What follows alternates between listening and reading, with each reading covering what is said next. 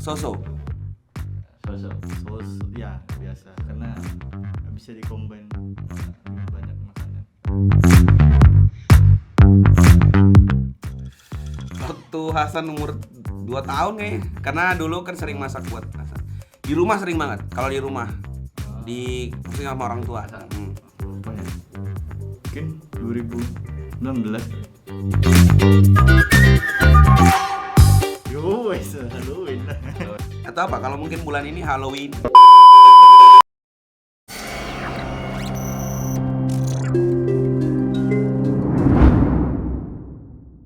Secara esensial, Halloween adalah warisan perayaan pagan yang ada. Dan yang paling memberikan pengaruh adalah perayaan Samhain. Tulisannya, bacanya adalah Samhain. Ini perayaan milik kaum pagan Celtic kuno. Bagi kaum pagan Celtic kuno, ketika tiba tahun baru, yang menurut penanggalan mereka, tahun baru menurut mereka itu tanggal 1 November. Yang juga mereka mempercayai di dalam momen-momen perpindahan tahun tersebut ada fenomena menipisnya tabir atau bahkan terbukanya tabir yang memisahkan antara dunia orang hidup dengan dunia orang mati. Ya, di kisaran akhir ke awal tahun, yakni 31 Oktober dan tanggal 1 November. Kalau tahun barunya tanggal 1 November berarti kan. Menanggapi hal ini, kaum pagan Celtic kuno ini bergembira sebab mereka percaya di momen-momen tersebut ruh-ruh keluarga mereka yang sudah mati pulang kembali ke rumah mereka masing-masing. Dan untuk supaya tidak menyusahkan ruh-ruh yang datang lagi ke dunia ini, mereka berkumpul keluarga besar itu, lalu mereka menggali kuburan-kuburan keluarga-keluarga mereka yang sudah mati lewat menggunakan penerangan lilin, dan mereka mengambil tengkorak-tengkorak mereka, keluarga yang sudah mati maksudnya diambilin tengkorak-tengkoraknya, lalu mereka merayakan pesta, mereka makan-makan, mereka minum-minuman, mereka kemudian membakar api unggun dan menari-nari di sekitar api unggun, dan juga di atas api unggun kemudian mereka taruh persembahan baik dari hasil-hasil panen mereka maupun dari hewan-hewan ternak mereka. Tak jarang juga ada ritual berkomunikasi dengan ruh-ruh yang dianggap sebagai leluhur mereka atau keluarga mereka yang sudah mati. Mereka berkomunikasi via dengan tengkorak yang tadi sudah diambil. Ya, kalau di Indonesia mirip dengan jailangkung ya, jailangkung, jalangsep gitu ya. Ya, mediumisasi dengan jin tapi via benda. Namun selain bergembira, mereka juga sebenarnya ketakutan di momen tersebut. Kenapa? Karena menurut kepercayaan mereka, kalau tabir yang memisahkan kehidupan orang mati dengan kehidupan orang yang sedang hidup itu terbuka, berarti ada kemungkinan roh-roh jahat yang tinggal di neraka, setan-setan, iblis-iblis, hantu-hantu itu juga bisa pergi ke dunia. Bisa juga ada di tengah-tengah mereka. Tapi gak apa-apa, orang Celtic kuno bisa ngakalin hal ini.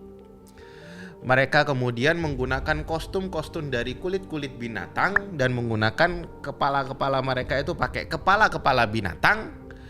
Dan yang paling sederhana, mereka menghitamkan muka mereka dari arang-arang api unggun tadi, yang nanti kedepannya akan bertransformasi mereka menggunakan topeng untuk lebih praktisnya.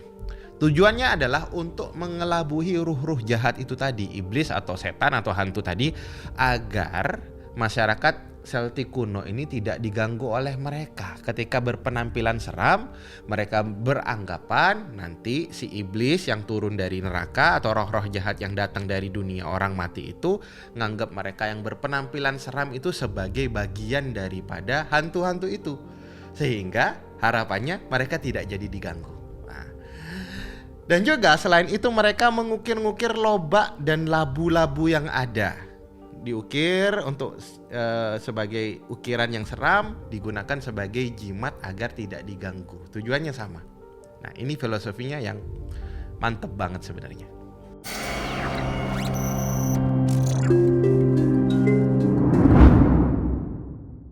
Dan berbicara soal kepercayaan pagan Celtic kuno, soalan dua dunia, dunia orang mati dan dunia orang hidup, ada satu cerita rakyat Celtic kuno yang sangat mewakili hal ini, sangat menginterpretasikan hal tersebut. Sampai-sampai ia nantinya ini menjadi maskot atau menjadi simbol daripada Halloween itu sendiri. Kisah ini bernama Jack O'Lantern. Dikisahkan, ada seorang petani yang malas bernama Stingy Jack. Ia hidup di pinggiran kota Celtic atau Irlandia kalau sekarang. Yang saking malesnya, ia menghalalkan segala cara untuk keberlangsungan hidupnya, termasuk mencuri dan menipu. Suatu ketika, ia ketahuan mencuri nih sama warga ini, dan dia dikejar massa, jadi buruan massa. Ia pun lari bersembunyi nyari tempat persembunyian, dan di tengah-tengah perlariannya dia menemukan gua dan dia pun masuk dalam gua. Dan apesnya di dalam gua dia bertemu sama sesosok iblis atau hantu yang mengancam bahwasannya hidupnya nggak lama lagi, ngancam bunuh. Maka Jack dengan cerdiknya memohon permintaan terakhir kepada si iblis agar iblis nanti ini menjadi koin, supaya koinnya nanti bisa dibayarkan kepada keluarga yang baru dicuri tadi, ganti rugi, pengen mati bagus lah gitu ya. Dan iblis pun mau, dan ketika iblis menjadikan dirinya sebagai koin, dimasukkan koin itu di dalam dompet, dan ternyata di dalam dompet itu sudah diselipin salib sama si Jack ini. Dan alhasil, menurut cerita mereka, si iblis pun menjadi terjebak, gak bisa keluar. Dibiarkan terus lama sama si Jack sampai iblis itu memohon-mohon, keluarkan aku, keluarkan aku, keluarkan aku. Dan di saat permintaan iblis untuk dibebaskan, Jack mulai melakukan negosiasi. Kata Jack, aku akan bebaskan kamu asalkan kamu tidak membunuh aku. Nah, dan iblis pun setuju dan dilepaskan oleh Jack. Di kesempatan yang lain, Jack dan iblis minum-minum. Nah, udah jadi bestie ini mereka ini. Ya, udah jadi bestie ceritanya. Tapi sama, iblis masih mengancam. Sekali ini tidak membunuh, tapi kata iblis, Jack, kalau kamu mati nanti, akulah yang akan membawa kamu ke neraka. Karena kamu orang jahat, kamu ini orang yang gak baik. Maka Jack yang pada saat itu gak bawa duit untuk bayar miras mereka yang sedang minum-minum itu, dengan berbagai macam alasan, dengan alasan untuk membayar minuman tersebut, dia bilang ke iblis, aku mau bayar jadi koin Gi, biar aku bisa bayar minuman kita ini. Nah, iblis pun jadi koin lagi. Nah, ternyata ketika jadi koin, dimasukkan koin itu di dalam sakunya yang juga lagi-lagi ternyata ada salib di dalamnya. Ceritanya berulang, iblis pun meminta untuk dibebaskan. Jack melakukan negosiasi. Gimana kalau nanti aku mati, kamu jangan bawa aku ke neraka, baru aku akan bebaskan. Akhirnya dibebaskan iblis, sebab iblis sudah setuju dengan persyaratan tersebut. Dikisahkan berkali-kali Jack ini menipu iblis, dan sampailah ia sebagai makhluk yang berjawa memang sudah pastinya mati.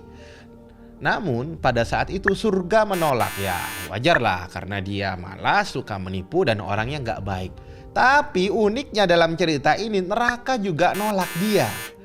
Karena apa? Karena dia suka nipu yang ditipu iblis. Iblis gak mau bawa dia ke neraka itu. Iblis gak mau ngantar dia ke neraka. Akhirnya gentayanganlah si Jack. Dia keliling-keliling dunia untuk mencari tempat tinggal yang pas. Namun ia mengeluh karena dia gak punya penerangan. Dia gak punya amal ibadah yang menerangi kuburnya, gak punya bacaan Quran juga.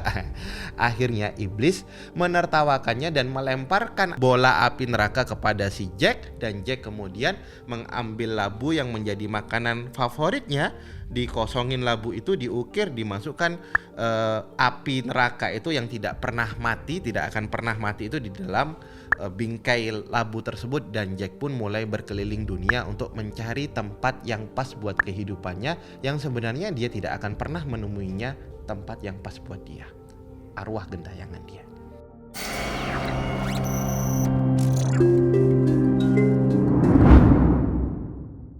Kita semua tentu sudah tahu kisah Nabi Yunus yang ditelan ikan nun atau ikan paus selama 3 hari, atau kata sebagian yang lainnya selama 40 hari. Lalu dikeluarkan oleh ikan tersebut setelah taubatnya dari kekurang sabarannya dalam mendakwahkan kaumnya diterima oleh Allah Subhanahu wa taala. Bayangkan 40 hari gak makan, gak minum, mohon ampun terus sama Allah Subhanahu wa taala. Betapa engapnya di dalam perut ikan itu, betapa lemasnya setelah ia dikeluarkan dari perut ikan itu, gak makan gak minum. Betapa hausnya dia. Maka Allah tumbuhkan pohon di dekat Nabi Yunus itu, yang lemas terkapar tak berdaya tadi itu, yang daunnya bisa menutupi dia dari sinar terik matahari dan guyuran hujan, dan buahnya tahan lama, tidak disukai oleh lalat, dan dia tahan lama, dan juga nutrisinya ini bisa memulihkan orang yang lemah dengan sekejap. Pohon itu adalah pohon labu, dan buahnya adalah buah labu.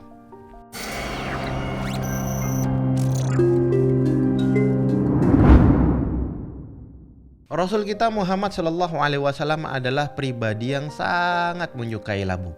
Bagi beliau, selain sebagai salah satu makanan favorit beliau, labu ini adalah obat, baik secara fisik maupun secara non fisik, baik bagi raga maupun bagi jiwa. Ini kata beliau. Beliau juga mengatakan bahwa labu adalah penyembuh bagi problem mental health bagi umatnya. Anas bin Malik pernah menceritakan, suatu ketika Rasulullah diundang oleh seorang penjahit yang mengundang Rasulullah ke rumahnya untuk jamuan makan. Nah, ketika sampai di situ Rasulullah tuh nyari di dalam panci sup yang disuguhkan itu, nyari ngambilin sesuatu ya. Ini supnya ini campuran ada labu, ada daging. Kalau kita pasti akan nyari dagingnya doang gitu ya. Sayurnya dibiarin. Tapi Rasulullah ternyata yang diambilin labunya saja. Nah, Anas yang melihat Rasulullah seperti itu, setelah jamuan itu dia pun pulang, mungkin dia bertemu dengan ibunya dan mengatakan, "Bu, Umi gitu, mulai sekarang makanan apapun yang dibuat oleh Umi selama bisa dicampur sama labu, campurkan sama labu." Aku pengen makan labu setiap hari. Dan Masya Allah, Anas kelak ini menjadi sahabat yang hartanya berkah, badannya berkah, akalnya berkah, usianya berkah. Bahkan ia menjadi sahabat Nabi yang paling akhir meninggalnya. Besok-besoknya ketika ada undangan dan ada suguhan sup di situ dan ada labu di dalamnya, Anas langsung mengambil piring dan mengambilkan labu-labunya dari dalam situ dan memberikannya kepada Rasulullah. Sebab ketika Anas ditanya, "Kenapa kau melakukan itu?" "Sebab aku tahu beliau sangat menyukai labu." Dan satu ketika ada seorang sahabat pergi ke rumah Anas bin Malik, dan Anas sedang menikmati buah labu. Dan Anas kemudian mengatakan, "Sesungguhnya buah ini berasal dari pohon yang paling aku sukai." Yang mungkin sebelumnya Anas ini gak suka, jadi suka. Kenapa? Karena Rasulullah sangat menyukai kamu, buah labu.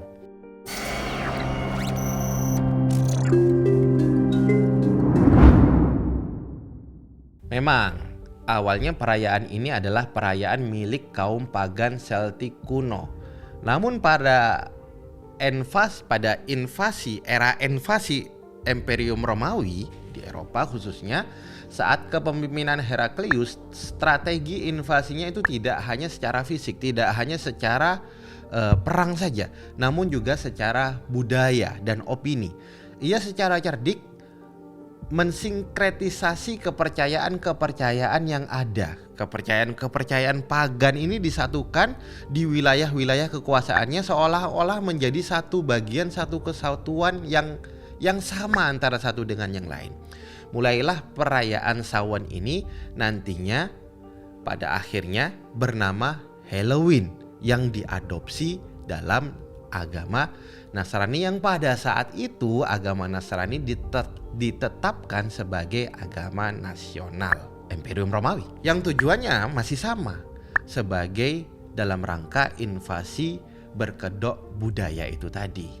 Yang lambat laun Romawi ini bertransformasi menjadi negara barat, baik Eropa maupun Amerika. Dan jadilah perayaan Halloween itu nantinya bukan sekedar nasional saja, tapi lingkupnya global dan universal. Sebab pada hari ini yang mendominasi dunia adalah negara-negara barat yang sebenarnya adalah anak daripada Imperium Romawi. Dan yang menarik lagi, Anton LaVey, pendiri Gereja Setan, memberikan komentar. Saya sangat bangga dan saya sangat senang. Sebab apa? Orang tua Kristen membiarkan anak-anak mereka menyembah iblis setidaknya dalam satu malam setiap tahunnya.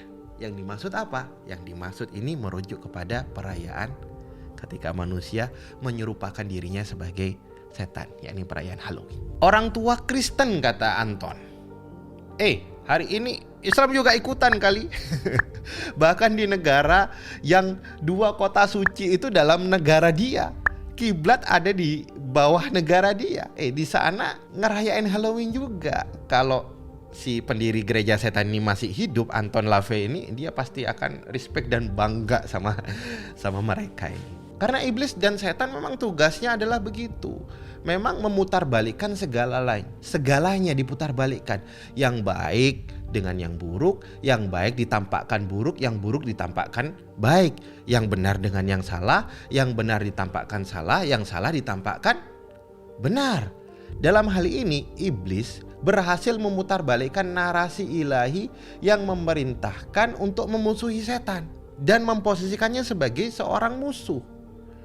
Dan manusia lewat Halloween hari ini sibuk malah niru-niru setan, sibuk untuk nge-cosplay mereka. Bahkan ada yang pride dengan tampilan seperti itu, bangga dengan tampilan seperti itu. Iblis juga berhasil memutarbalikkan kematian yang seharusnya membuat manusia ini menjadi memperbanyak amal. Takut terhadap kematian akhirnya jadi baik gitu loh, menjauhi dosa. Tapi lewat perayaan Halloween, kematian ini justru dijadikan mainan, momen untuk berpesta pora, momen untuk mabuk-mabukan, momen untuk free sex, untuk segala macam kemaksiatan di malam Halloween. Iblis juga berhasil membolak-balikkan Islam yang datangnya sebagai pembaharu dan penyempurna daripada kebenaran. Sekarang Islamlah yang dianggap sebagai kolot dan terbelakang, sedangkan ritual primitif pagan tetap dirayakan di kehidupan yang klaimnya adalah kehidupan modern, termasuk ya Halloween tadi. Dan sebaliknya, yang baik bisa dijadikan buruk lewat Halloween ini. Labu jadi kambing hitam utamanya. Labu yang awalnya dicitrakan baik, bahkan disebut-sebut di dalam Al-Quran mukjizat yang paling akhir dan tidak mengenal tenggang waktu, menjadi buruk citranya di dalam Halloween. Labu menjadi buah yang dekat, yang awalnya dekat dengan para nabi, menjadi dekat dengan setan-setanan, dekat dengan hantu yang seram. Dan perhatikan baik-baik, Jack O'Lantern, seorang penipu ulung yang buah favoritnya adalah labu. Rasulullah SAW, seorang yang terpercaya, yang buah favoritnya adalah buah labu.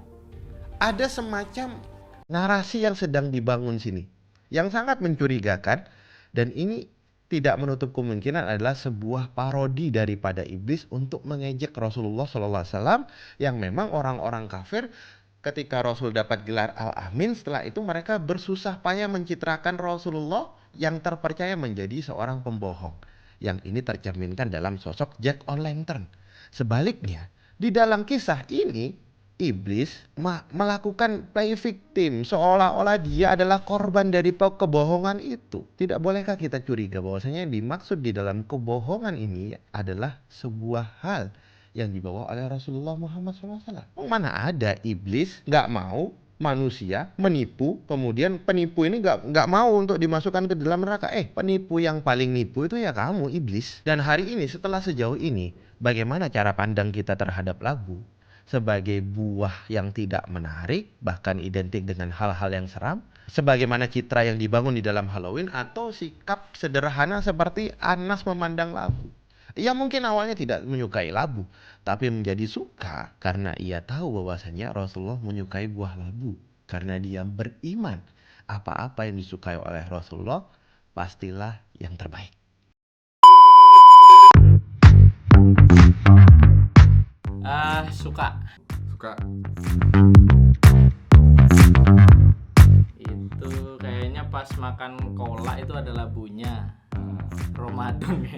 Mantap. Udah lama kayaknya. Sebulan yang lalu. Main dari buah labu. Orange. Ini buat makanan bayi. Kalau misalnya ya matanya ditutup terus suruh ngerasain ini buah labu. Aku nebaknya pasti ubi. Ubi. Iya, Mereka kebayangnya ubi doang. kebayangnya ubi. Jadi sebenarnya teksturnya sama kayak ubi. Karena istriku dulu sering buat kayak gini, Hmm. dikukus, terus dihancurin Nah, buat ngasih anakku. Anak-anakku masih begini. Sehat. Sehat bayi. Iya kayak gitu sih, maksudnya kalau konteksnya makanan ya. Iya sehat bayi, terus ya bayam kan temennya bayam tuh. Biasanya dimasaknya bareng sayur. Kalau makanan ya